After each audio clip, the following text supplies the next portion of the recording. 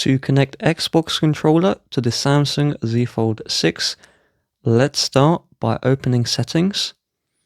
Then we're going to select the Connections option. And then we're going to go into Bluetooth. Make sure your Bluetooth is on. Now we will place the Xbox controller into pairing mode. So you're going to turn on the controller and long press the share button right here until we see this rapid blinking, then release. On the Samsung, we're going to tap scan again, and we see the controller and we connect. Now one more thing to note, well two, number one, you don't need to download any apps for this controller to work compared to what it says there.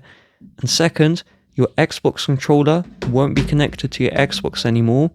So on the Xbox, there is a button similar to this. You click that button, you long press this button, and then they will connect back to the Xbox.